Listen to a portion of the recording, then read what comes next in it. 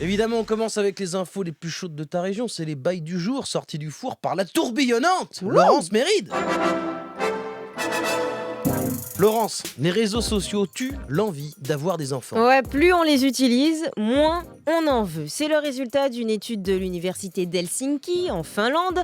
L'enquête vise à expliquer la baisse de natalité observée dans le pays depuis quelques années. Sur les 3500 personnes âgées entre 20 et 44 ans interrogées, la moitié dit ne pas ou ne plus vouloir d'enfants. Un tiers a reporté ce projet, tandis que 13% ont indiqué qu'ils ne pouvaient pas dire s'ils prévoyaient d'avoir des enfants ou d'autres enfants. Alors pourquoi ils ne veulent pas d'enfants, les Finlandais du coup Iran, il y a évidemment plusieurs raisons. Certains disent qu'ils préfèrent leur vie comme elle est. D'autres privilégient la réussite dans leur carrière. Donc là, c'est des raisons qui ne sont pas très surprenantes. Ce qui est nouveau dans cette enquête, c'est que ces mêmes personnes, hommes ou femmes, sont les plus accros aux réseaux sociaux. Le temps qu'on passe sur nos écrans nous enlève du temps qu'on aurait consacré à d'autres activités comme le sexe et la procréation.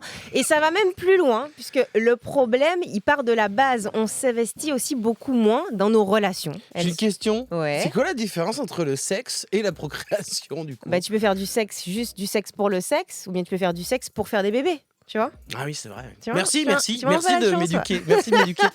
Le temps, en fait... On s'investit moins dans les relations, c'est ça que tu disais, oui, pardon. même dans les relations, tu vois. Avant même de faire le sexe, on va en fait plus s'en fiche avec les réseaux sociaux si la relation elle est moins vraie, si elle est moins solide. Donc voilà, on préfère regarder un réel TikTok plutôt qu'être heureux dans la vraie vie. J'exagère un peu, évidemment, Guilherme, mais la conséquence de l'utilisation des réseaux sociaux, elle est réelle dans la vraie vie et ça a même commencé avant. Déjà, dans les années 2000, des études ont prouvé que le nombre d'enfants par foyer a diminué avec l'apparition de quoi ? De la télévision. C'est pas vrai. Ouais. Tout comme la fréquence des rapports sexuels à l'époque où ils ont fait l'enquête, elle a diminué aussi dans les couples. La télé dans la chambre, la télé dans la chambre.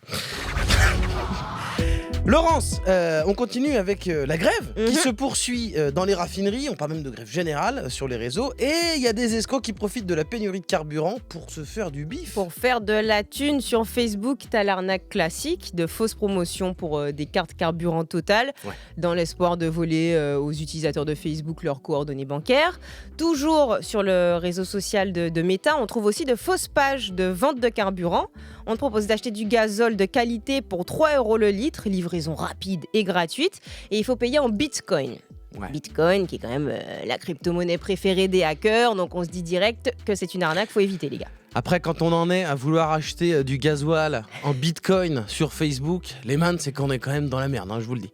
Et pour terminer, il y a aussi Snapchat, sur lequel on peut commander des jerrycans de carburant. Des trafiquants de carburant proposent des bidons de 5, de 20, de 150 litres pour 3 à 4 € le litre.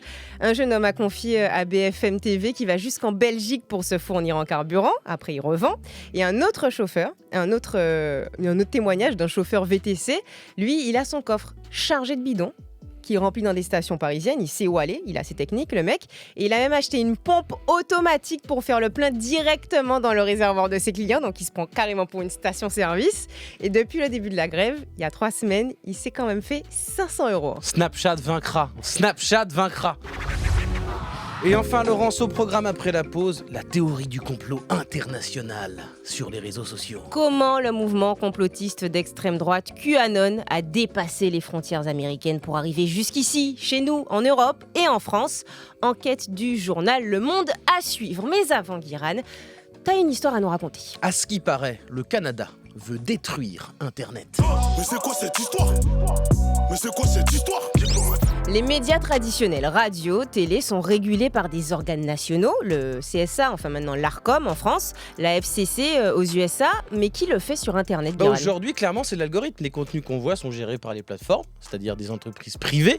Mais le Canada veut réguler les diffuseurs de contenus comme Netflix, Facebook, YouTube, Spotify, tout le monde, en leur demandant de favoriser la découverte de contenus canadiens, de la culture canadienne, notamment tout ce qui est francophone. Et le but, en fait, c'est de défendre la création nationale, limiter les discours conspirationnistes ou haineux venant de l'étranger également. Voilà, exactement. C'est comme le manger local, le Made in France.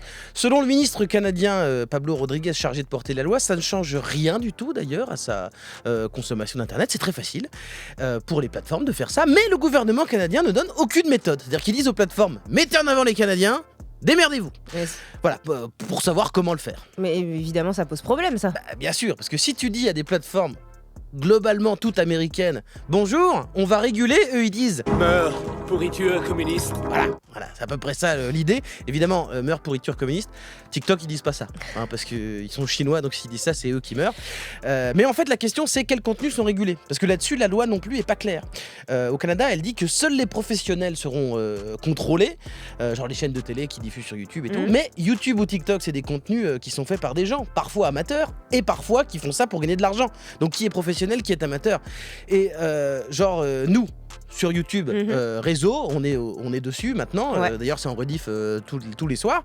Par exemple, on serait limité ou bloqué au Canada, mais quelqu'un qui fait un podcast sur Internet dans sa chambre et qui gagne de l'argent aussi, lui, ça serait bon. Donc on sait pas exactement comment ça marche. Les plateformes et beaucoup de créateurs disent que c'est dangereux et que c'est pas possible. Bon, alors, ce qui est compliqué, c'est qu'Internet, c'est du contenu par milliard. Donc c'est beaucoup de volume à contrôler. C'est difficile de savoir ce qu'il faut bloquer ou pas, de vérifier. Mais c'est possible, parce que certains contenus sont restreints géographiquement sur YouTube, sur Facebook. Les films, il y a des trucs, on dit non, vous pouvez pas regarder. Facebook était capable de s'aplatir comme des merdes pour et interdire la plupart des contenus venant de l'étranger en Chine.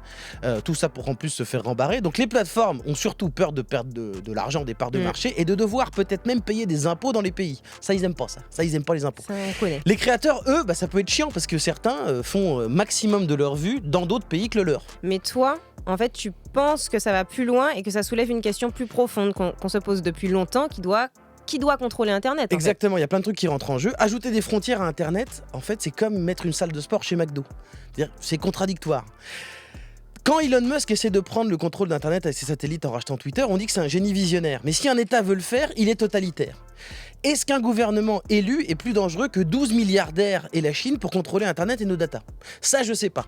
Ce que je sais, c'est qu'en effet, si on est limité dans l'espace, ça enlève l'intérêt d'aller sur Internet, qui est un truc où on peut partager des contenus et découvrir des choses du monde entier.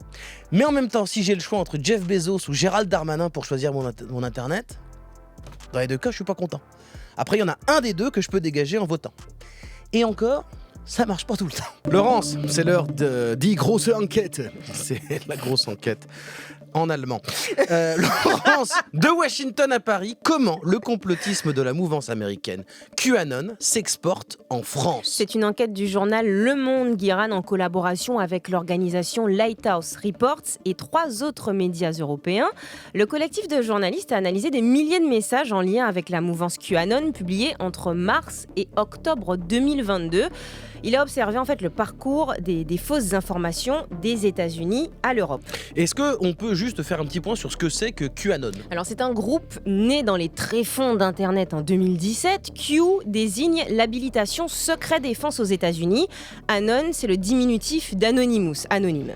La communauté a pour héros Donald Trump et fait ses premières apparitions publiques lors d'un meeting du candidat à la Maison-Blanche. Le mouvement rassemble tous ceux qui croient qu'il a existé en fait une guerre entre Donald Trump et des élites pédosatanistes implantées dans le gouvernement américain. Et même qui mangeait des enfants dans une pizzeria à Washington. Et ça, c'est important à le C'est dire. très important parce que cette théorie du complot, elle donne lieu à une série d'autres théories conspirationnistes diffusées sur les réseaux sociaux. Elle remonte même à... En fait, c'est le QAnon, c'est même un regroupement de plein de complotistes depuis longtemps. Alors maintenant, comment est-ce que ces théories nées de l'autre côté de l'Atlantique sont arrivées jusqu'en Europe et en France ? Par les réseaux sociaux, évidemment, mais ce qu'on va essayer de regarder, c'est quels ont été leurs parcours. Alors, pour l'expliquer, le journal Le Monde a choisi de remonter l'itinéraire d'une fake news spécifique, c'est les biolabs ukrainiens. Tout à fait. En fait, en février dernier, alors que l'armée russe envahit le territoire ukrainien, un message commence à apparaître sur Internet. Vladimir Poutine viserait en réalité des biolabs, des laboratoires secrets implantés en Ukraine par les Américains qui y fabriquent des armes biologiques. Voilà ce qui est écrit sur le réseau social russe V-Contact, un utilisateur du groupe de l'Alliance humaine, une organisation de sympathisants QAnon. Poutine serait en fait en train de détruire tous leurs labos et toutes leurs installations de criminels. Alors, Il existe bien des laboratoires ukrainiens et géorgiens partenaires d'un programme américain consacré à la lutte contre les risques biologiques. Par contre, il n'y a pas de fabrication d'armes biologiques par les Américains sur le sol ukrainien. Tout commence en 2014 en Russie.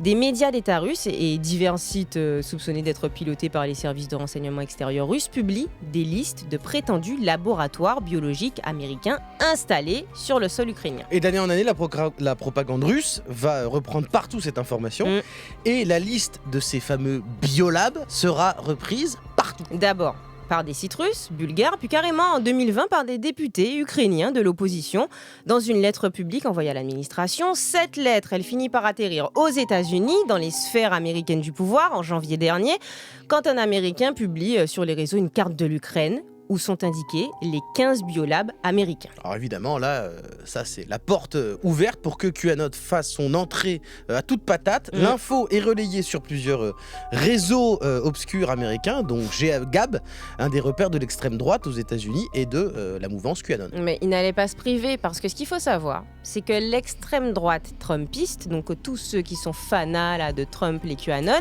ils adorent Vladimir Poutine. Ils pensent que Poutine, il attaque l'Ukraine pour détruire le Deep State, l'État profond, le gouvernement secret des États-Unis contre lequel se bat Trump. Encore une fois, la carte des biolabs se partage sur des tas de plateformes jusqu'à traverser à nouveau l'Atlantique, donc revenir chez nous. On en discute sur Telegram en Italie, aux Pays-Bas, en Allemagne. Et en France, c'est sur le canal de l'Alliance Humaine et Epic Q Live, 2 espaces QAnon, qui est traduite, en fait, la théorie est discutée. Ce qui était une petite rumeur devient une fake news virale. Et selon l'analyse menée par Lighthouse Reports, elle a été partagée 92 fois par des influenceurs QAnon européens depuis le mois de janvier. Et lors de l'invasion russe en Ukraine en février dernier, ça passe un nouveau cap. Un Américain connu sous le pseudo War Clandestine sur Twitter reprend la carte des biolabs en la faisant coïncider comme par hasard avec les frappes russes en Ukraine. C'est la preuve que les Russes ont déclaré la guerre avec pour objectif de détruire ces labos américains.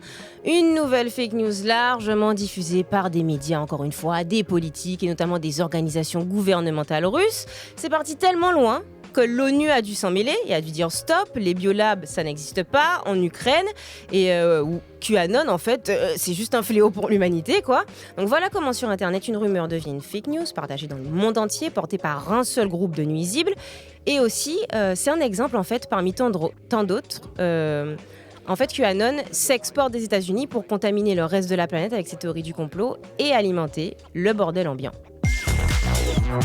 Réseau. Bon, annonce très importante, on va passer à un autre sujet, mais qui a toujours un rapport avec l'espionnage et la Russie, le complot un petit peu, sauf que là, c'est réel. Tout part d'une vidéo d'une de mes chaînes du YouTube français favorite, c'est celle de Sylvain, qui s'écrit avec un Q. Oh, un Q, non, rien à voir. Il n'a rien à voir avec QAnon, c'est juste lui, il aime bien faire ça. Il a écrit Sylvain avec un Q à la place du A. Et il raconte des histoires très très cool de la culture internet. Il a raconté l'histoire d'Epic Games, le studio qui a fondé Fortnite depuis le départ. Il a aussi retrouvé, avec une enquête incroyable, les personnes derrière l'empire des chaînes YouTube appartenant à Lama Fâché. Si vous êtes déjà allé sur YouTube, vous avez peut-être déjà vu ces vidéos. Et cette fois, c'est quelle enquête qui Et t'a ce week-end, scotché ? il a publié une vidéo sur une histoire incroyable.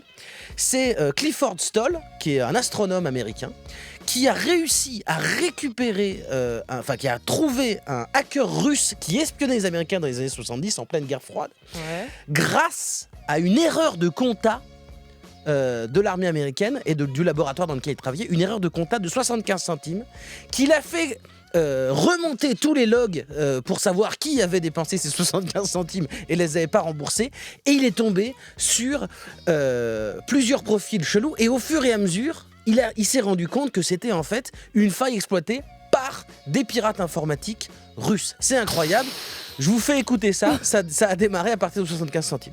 Ça y est, la mission des 75 centimes manquants devient intéressante. Il ne s'agit plus de trouver une erreur de compta nulle, là on met le doigt sur un potentiel hacker qui a pas l'air si mauvais. Pour être sûr de ne pas louper une prochaine connexion sur le compte Sventech, Cliff met même au point un système de beeper pour le prévenir à chaque fois que Sventech tenterait de se connecter au réseau. Et bingo, le jeudi qui suit, à 12h33, Sventech réapparaît. Cliff a une montée d'adrénaline en voyant ça, qui ne va pas durer longtemps, puisque l'utilisateur se déconnecte 1 minute plus tard. Mais en analysant les logs, cette fois, il obtient plus d'informations sur le potentiel hacker, notamment grâce à sa vitesse de connexion, car elle correspond à celle d'un modem téléphonique. Et alors là, c'est le début de l'emballement, et pendant des mois, et ça va être une histoire incroyable. Vraiment, je vous invite à aller la voir. Donc la chaîne YouTube, c'est celle de Sylvain avec un Q, qui n'a rien à voir avec les QAnon, je le rappelle. Et voilà, et petite news, Sylvain qui est un des meilleurs storytellers de YouTube, je l'ai eu par message aujourd'hui parce que j'avais vu sa vidéo, je l'avais trouvé vachement bien. Il devrait venir nous raconter des trucs ici dans Réseau bientôt, dans une quinzaine de jours. Mais je ne veux pas dire de date puisqu'il ne m'en a pas donné encore. On va pas s'avancer, mais bon. Oui. Et on vous donne rendez-vous demain dans Réseau. Réseau, toute l'actu d'Internet. Avec Laurence et Guirane.